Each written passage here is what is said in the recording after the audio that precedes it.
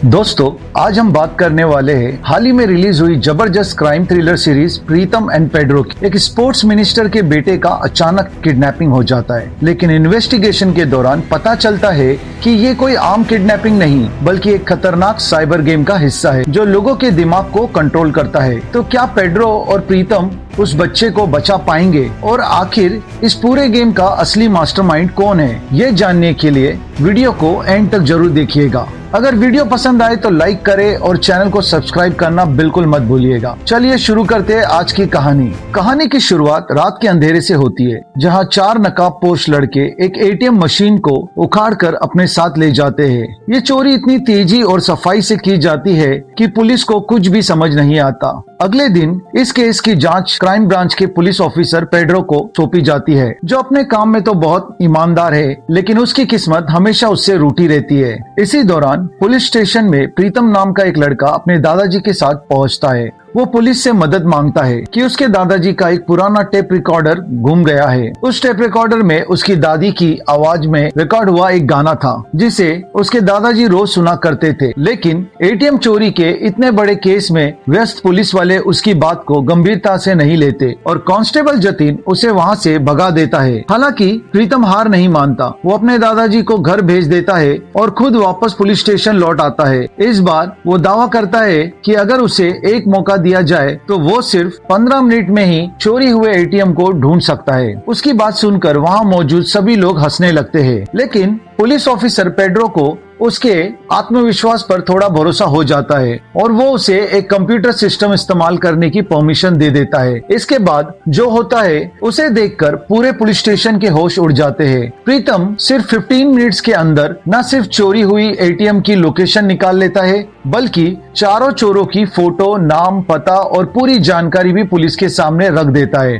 तभी सभी को पता चलता है कि प्रीतम कोई साधारण इंसान नहीं बल्कि एक बहुत ही टैलेंटेड साइबर एक्सपर्ट है। पेड्रो तुरंत अपनी टीम के साथ उस जगह पर पहुंचता है जहां चोरी की गई एटीएम मशीन छुपाकर रखी गई थी। वहां पर उन्हें एटीएम मशीन भी मिल जाती है और चोरी करने वाले चारों लड़के भी पकड़े जाते हैं। पूछताछ में पता चलता है कि वो चारों दोस्त थे और उन्होंने अपने एक दोस्त रमेश की शादी के खर्चे पूरे करने के लिए ये चोरी की थी। इस केस को इतनी आसानी से सुलझाने के बाद पेड्रो प्रीतम से काफी इम्प्रेस होता है। वो खुद उसे घर छोड़ने जाता है। रास्ते में वो प्रीतम से पूछता है कि आखिर उसने इतनी जल्दी चोरों को कैसे ढूंढ लिया। तब प्रीतम उसे बताता है कि उसने चोरी के वक्त एटीएम के आसपास एक्टिव मोबाइल नंबर्स का डेटा निकाला था। फिर उसने उन नंबर्स के बीच हुई बातचीत को सुना और ऐसे 4 नंबर्स की पहचान की जो लगातार एक दूसरे से संपर्क में थे। इसके बाद उसने सोशल मीडिया और अन्य डिजिटल रिकॉर्ड्स की मदद से उन चोरों की पूरी जानकारी निकाल ली। पेड्रो ये सब सुनकर दंग रह जाता है। उसे पहली बार एहसास होता है कि आज के जमाने में साइबर टेक्नोलॉजी कितनी खतरनाक और ताकतवर हो चुकी है। तभी प्रीतम उससे एक छोटी सी मदद मांगता है। वो चाहता है कि पेड्रो उसके दादाजी का खोया हुआ टेप रिकॉर्डर ढूंढ ले। पेड्रो उससे वादा करता है कि वो जरूर उसकी मदद करेगा, लेकिन उसी वक्त पेड्रो की जिंदगी में एक नया मोड़ आने वाला होता है। दरअसल शहर के स्पोर्ट्स मिनिस्टर डीएन के घर से उनकी पत्नी का मोबाइल फोन गायब हो जाता है। इस मामले की जाँच के लिए पेड्रो को वहाँ भेजा जाता है। जब वो डीएन के घर पहुँचता है तो उसकी मुलाकात उनके बेटे विनी से होती है। पेड्रो नोटिस करता है कि विनी के हाथ पर पटाखे से जलने का एक निशान है। जब पेड्रो उससे मोबाइल फोन के बारे में पूछने की कोशिश करता है तो विनी अचानक डर कर वहाँ से भाग जाता है। पेड्रो तुरंत समझ जाता है कि गायब हुआ फोन शायद विनी के पास ही है, लेकिन डीएन अपने बेटे से पूछताछ करने से साफ मना कर देते हैं और पेड्रो को जल्द से जल्द फोन ढूंढने का ऑर्डर देते हैं। पेड्रो एक चाल चलता है। वो बाजार से बिल्कुल वैसा ही एक नया फोन खरीदता है और एटीएम चोरी के आरोपी रमेश से कहता है कि वो इस फोन की चोरी का इल्जाम अपने ऊपर ले ले। इसके बाद पेड्रो रमेश को लेकर डीएन के घर पहुंचता है, लेकिन इस बार उसकी किस्मत उसका साथ नहीं देती, क्योंकि तब तक डीएन के बेटे विनी के कमरे से असली फोन मिल चुका होता है। पेड्रो की चाल सबके सामने आ जाती है और डीएन गुस्से में आकर उसे वहाँ से निकाल देता है। यही नहीं, सजा के तौर पर पेड्रो का ट्रांसफर क्राइम ब्रांच से साइबर सेल में कर दिया जाता है। अब सबसे बड़ी प्रॉब्लम ये थी कि पेड्रो को साइबर टेक्नोलॉजी के बारे में लगभग कुछ भी पता नहीं था। उसे तो कंप्यूटर की बेसिक चीजें भी ठीक से नहीं आती थी। वो लगातार परेशान रहने लगता है और आखिरकार अपने सीनियर डीआईजी के पास जाकर दोबारा क्राइम ब्रांच में वापस भेजने की रिक्वेस्ट करता है। लेकिन डीआईजी उसके सामने एक शर्त रखते हैं, अगर वो कुछ साइबर केसेस सफलतापूर्वक सॉल्व कर लेता है तभी उसे दोबारा क्राइम ब्रांच में भेजा जाएगा। मजबूरन पेड्रो इस चैलेंज को एक्सेप्ट कर लेता है। पेड्रो सीधा प्रीतम के पास पहुंचता है और उससे मदद मांगता है। बदले में वो वादा करता है कि वो उसके दादाजी का खोया हुआ टेप रिकॉर्डर जरूर ढूंढ निकालेगा। उसी दिन पेड्रो की दोस्त मारिया उससे फोन करती है। वो बहुत घबराई हुई होती है। वो बताती है कि उसके पास एक अनजान शख्स का ईमेल आया है जिसमें लिखा था कि आज रात ठीक 12 बजे वो अपनी पत्नी और उसके बॉयफ्रेंड को मार देगा और उसके बाद खुद भी सुसाइड कर लेगा। ये सुनकर पेड्रो तुरंत प्रीतम को बुलाता है और दोनों मिलकर इस केस की जांच शुरू कर देते हैं। प्रीतम अपनी साइबर स्किल्स का इस्तेमाल करते हुए उस अनजान शख्स को एक ईमेल भेजता है जिसमें उसने एक सीक्रेट ट्रैकर छुपा रखा होता है। जैसे ही वो शख्स ईमेल खोलता है, प्रीतम उसकी लोकेशन ट्रैक कर लेता है। जांच करने पर पता चलता है कि उस शख्स का नाम कार्लोस है और वो खुद एक पुलिस सब इंस्पेक्टर है। उसे अपनी पत्नी पर शक था कि उसका किसी दूसरे आदमी के साथ अफेयर चल रहा है। इसी वजह से वो आज रात अपनी पत्नी और उसके बॉयफ्रेंड का मर्डर करने वाला है। उधर कार्लोस गुस्से में सीधा उस होटल की तरफ निकल पड़ता है जहां उसकी पत्नी अपने बॉयफ्रेंड के साथ रुकी हुई थी। हाथ में बंदूक लिए वो होटल के कमरे तक पहुंच जाता है। अब बस कुछ ही सेकंड्स में तीनों लोगों की जिंदगी खत्म होने वाली थी। लेकिन ठीक उसी वक्त पेड्रो और प्रीतम भी वहां पहुंच जाते हैं। पेड्रो कार्लोस को शांत करने की कोशिश करता है। वो उसे उसके छोटे बेटे की याद दिलाता है और कहता है कि अगर उसने आज ये कदम उठा लिया तो उसका बेटा जिंदगी भर अकेला रह जाएगा। अपने बेटे का नाम सुनते ही कार्लोस पूरी तरह टूट जाता है। उसकी आंखों से आंसू निकलने लगते हैं और वो अपनी बंदूक नीचे रख देता है। आखिरकार वो अपनी पत्नी को छोड़कर अपने बेटे के साथ एक नई जिंदगी शुरू करने का फैसला करता है। इसी तरह पेड्रो और प्रीतम तीनों लोगों की जान बचाने में कामयाब हो जाते हैं। इस केस के बाद पूरी साइबर सेल में दोनों की खूब तारीफ होने लगती है। लेकिन दूसरी तरफ पेड्रो की पर्सनल लाइफ धीरे धीरे बिखर रही थी। दरअसल उस दिन वो बहुत देर से घर पहुंचता है। घर पहुंचते ही उसकी पत्नी सैली उस पर गुस्सा करने लगती है क्योंकि आज उनके बेटे लियो का बर्थडे था। लेकिन सबसे दुख की बात ये थी कि उनका बेटा अब इस दुनिया में नहीं था। पेड्रो और सैली के बीच काफी समय से तनाव चल रहा था। दोनों ही अपने बेटे की मौत के दर्द को आज तक भुला नहीं पाए थे। इसी बात को लेकर दोनों के बीच एक बहुत बड़ा झगड़ा हो जाता है और गुस्से में सैली घर छोड़कर अपने मायके चली जाती है। पेड्रो उसे रोकने की कोशिश भी नहीं करता। अगले दिन कांस्टेबल जतिन आखिरकार प्रीतम के दादाजी का टेप रिकॉर्डर ढूंढ निकालता है। लेकिन जब प्रीतम उसे चेक करता है तो उसमें उसकी दादाजी की आवाज वाली कैसेट गायब होती है। ये देखकर प्रीतम बहुत दुखी हो जाता है। तब पेड्रो जतिन को वो कैसेट ढूंढने का ऑर्डर देता है। लेकिन तभी टीवी पर एक ऐसी ब्रेकिंग न्यूज चलती है जिसे देखकर सबके होश उड़ जाते हैं। न्यूज चैनल पर दिखाया जाता है कि स्पोर्ट्स मिनिस्टर डीएन का बेटा विनी अचानक लापता हो गया है। ये खबर देखते ही पेड्रो को लगता है कि अगर वो इस हाई प्रोफाइल केस को सॉल्व कर लेता है तो शायद उसका ट्रांसफर दोबारा क्राइम ब्रांच में हो सकता है। इसी उम्मीद के साथ वो तुरंत प्रीतम को लेकर डीएन के घर के लिए निकल पड़ता है। घर पहुंचते ही उन्हें पता चलता है कि किडनैपर ने फोन करके 5 करोड़ की फिरौती मांगी है। डीएन को पेड्रो पर अभी भी भरोसा नहीं था। लेकिन जब पेड्रो उसे प्रीतम की साइबर एक्सपर्ट वाली काबिलियत के बारे में बताता है तो मजबूरी में वो दोनों को इस केस पर काम करने की इजाजत दे देता है। अगले ही दिन जैसे ही किडनैपर दोबारा फोन करता है, प्रीतम तुरंत उसकी लोकेशन ट्रेस कर लेता है। लोकेशन एक छोटे से मछुआरों के गांव की निकलती है जहां सिर्फ एक ही घर था। उस घर में जोसेफ नाम का एक आदमी रहता था। पेड्रो बिना देरी किए अपनी टीम को उस घर पर नजर रखने के लिए भेज देता है। लेकिन इसी बीच प्रीतम को इन्वेस्टिगेशन में एक बहुत ही अजीब बात पता चलती है। उसे एहसास होता है कि विनी की मां श्रद्धा पिछले 9 दिनों से सोशल मीडिया पर बिल्कुल भी एक्टिव नहीं थी, जबकि वो रोज फोटोज और पोस्ट शेयर किया करती थी। ये बात प्रीतम को काफी सस्पिशियस लगती है, इसलिए वो श्रद्धा के स्मार्ट होम डिवाइस और डिजिटल एक्टिविटी की जांच शुरू करता है। इन्वेस्टिगेशन के दौरान प्रीतम को पता चलता है कि 9 दिन पहले श्रद्धा समुद्र के किनारे बने एक रिसोर्ट में गई थी। ये नया क्लू मिलते ही पेड्रो और प्रीतम तुरंत उस रिसोर्ट की तरफ निकल पड़ते हैं, जहां पहुंचकर वो वहां के सीसीटीवी फुटेज को ध्यान से चेक करना शुरू कर देते हैं। लेकिन जो चीज उन्हें दिखाई देती है वो पूरे केस को एक नया मोड़ दे देती है। सीसीटीवी फुटेज में श्रद्धा एक अनजान आदमी के साथ होटल के एक कमरे में जाती हुई नजर आती है। इसका मतलब साफ था कि श्रद्धा का किसी के साथ एक्स्ट्रा मैरिटल अफेयर चल रहा था। उधर मौका देखकर पेड्रो चुपके से जोसेफ के घर के अंदर घुस जाता है। वहाँ उसे विनी तो नहीं मिलता,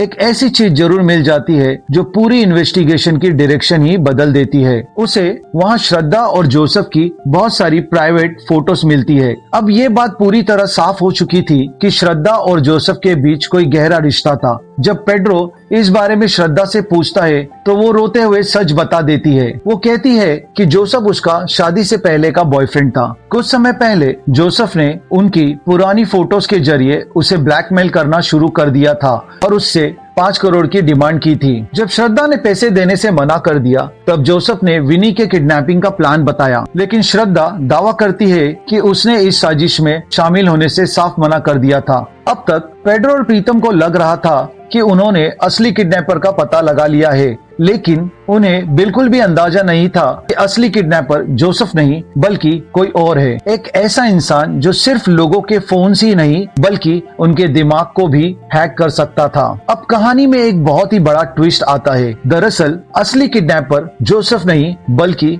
मार्टिन नाम का एक बेहद खतरनाक साइबर एक्सपर्ट होता है और वही असल में विनी की किडनैपिंग के पीछे था। जैसे ही मार्टिन को पता चलता है कि पुलिस ने जोसेफ के घर को चारों तरफ से घेर लिया है, वो तुरंत उसे वहां से भाग जाने के लिए कहता है। इसी बीच डीएन के घर का नौकर बताता है कि विनी अपने मोबाइल पर एक अजीब सा गेम खेलता था जिसमें उसे घर की छिपकलियों को मारने जैसे टास्क मिलते थे। ये बात सुनकर प्रीतम को शक होता है और वो विनी का लैपटॉप चेक करता है, लेकिन जैसे ही लैपटॉप खोलता है सबके होश उड़ जाते हैं। दरअसल विनी एक खतरनाक ऑनलाइन गेम खेल रहा था जो ब्लू व्हेल चैलेंज की तरह बच्चों को धीरे धीरे मानसिक रूप से कंट्रोल करता था। इसी दौरान अचानक लैपटॉप से एक आवाज सुनाई देती है। वो आवाज मार्टिन की थी जो विनी के जरिए पूरे डीएन के परिवार की जासूसी कर रहा था। लेकिन सबसे बड़ा झटका तब लगता है जब मार्टिन प्रीतम को उसके असली नाम कबीर से बुलाता है। ये सुनते ही प्रीतम बुरी तरह घबरा जाता है। इसके बाद मार्टिन प्रीतम के घर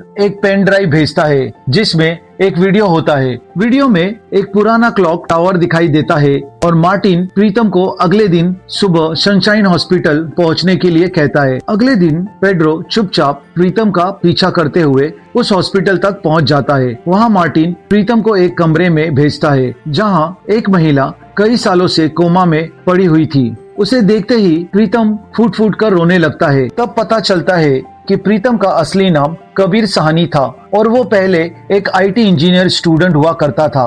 कॉलेज के दिनों में उसके प्रोफेसर बहुत ही सख्त थे। एक दिन उन्होंने पूरी क्लास के सामने कबीर की बुरी तरह बेइज्जती कर दी। बदला लेने के लिए कबीर ने अपने प्रोफेसर का ईमेल हैक कर लिया और उनकी प्राइवेट फोटोज पूरे कॉलेज और उनके परिवार तक पहुंचा दी। इस बेइज्जती को प्रोफेसर बर्दाश्त नहीं कर पाए और उन्होंने उसी क्लॉक टावर से कूदकर अपनी जान दे दी। वहीं उनकी पत्नी इस सदमे को सह नहीं पाई और कोमा में चली गई। इस दर्दनाक हादसे के बाद कबीर ने अपनी पहचान बदल ली और अपना नाम प्रीतम रख लिया। जब पेड्रो इस पूरे मामले की गहराई से जांच करता है तब उसे पता चलता है कि उस प्रोफेसर का एक बेटा भी था जिसका नाम मार्टिन था। यानी अब सारी तस्वीर साफ हो चुकी थी। मार्टिन ही वो इंसान था जिसने विनी की किडनैपिंग का पूरा खेल रचा था और वो ये सब सिर्फ अपने पिता की मौत का बदला लेने के लिए कर रहा था। इसके बाद मार्टिन खुद डीएन को फोन करके 5 करोड़ की डिमांड करता है और कहता है पैसे लेकर सिर्फ प्रीतम ही आएगा। जब डीएन उससे सबूत मांगता है